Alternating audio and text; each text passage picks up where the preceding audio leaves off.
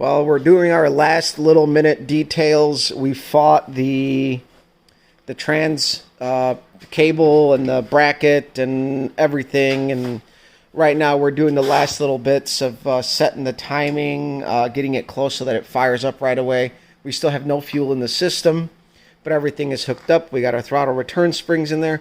We got to go get a couple of bypass caps. We got to go get a little funnel because I forgot it. That was my stupid ass mistake. We got to put trans fluid in it. And really, we're pretty much set to go. So I think this thing should run pretty damn good. And overall, it looks actually pretty good. You know, don't judge the mismatched spark plug wires. It's the resistance that counts, not the color that counts. So they're pink and red, and there's different shades of red and fade. It's all good though, but they work. That's the important thing. The wires came off of an '84 Monte Carlo with a Pontiac 400 in it.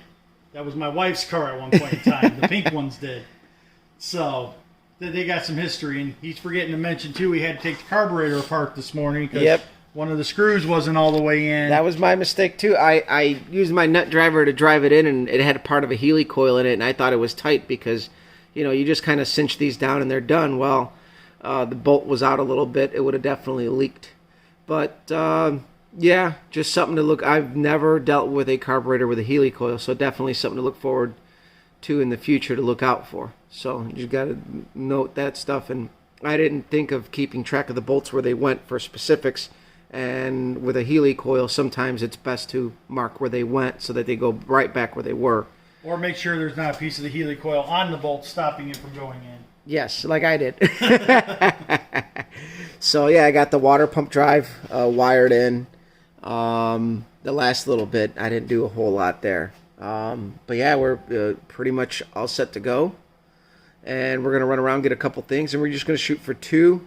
This is a quick, simple update. Saturday morning, I think it's like about 9:30-ish. Yeah. So we're going to hit it and get some stuff, run around, and then probably shoot for 2.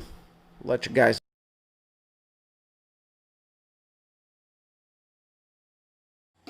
All right, so somebody made the comment when we were looking for the low-carb dipstick that it sucks to fill them. Well, they provide this little piece that goes right into the chrome dipstick, and then it's got an aluminum fitting.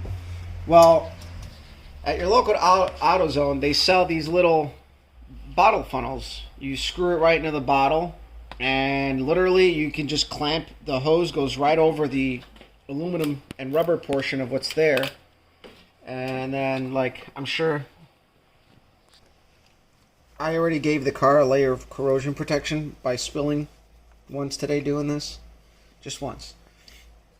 And then just open up the valve, and then it'll start filling it up. It is going to go slow at first because at this point you're pretty much filling a closed system up. So, like, you're going to start seeing, like, bubbles want to rise up. At that point, you can loosen up the bottle until you hear it, like, just slightly hissing. Right there. I don't know if you guys can hear that in the camera, but it's just starting to hiss. Well, that's just to bleed off whatever bubbles are there, and it's starting to drop a lot faster. So it's clean, it's neat, it's a little slower, but you're not spilling stuff. You're not, you know, it's a direct fill. Unless if you fucking spill it like I did, and then you get it on the firewall.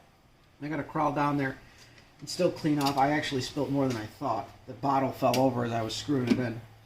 But there, as you can see, there's a big air pocket right there, but the fluid's going right past it as that pocket is just kind of staying in place. This is actually a really good way to explain what happens when you have, like, air in your brakes. This right here happens, and the fluid tries to push against it, and, you know, it doesn't work out very well. So this is actually what's slowing us down. If I tip it, you see all the bubbles are coming out when I tip it. That helps it. So there we go. The rest of it goes down. And this is a nice piece to have if you have the low carb dipstick and you got to use that little rubber dealie they give you with it. This isn't a low carb brand. This was I don't know what brand JJ got, but he got it at Canola Automotive, and it was a great price. I forgot exactly what he said, but it was definitely a very good alternative. It works out for us. The dipstick took just a little bit of a bend. As you can see, it took a little bit of a bend for it to go directly in, but you know what? That's a minor thing. A lot of the aftermarket dipsticks don't usually work out as well as this one did. So there you go. That's it. That's the tech tip.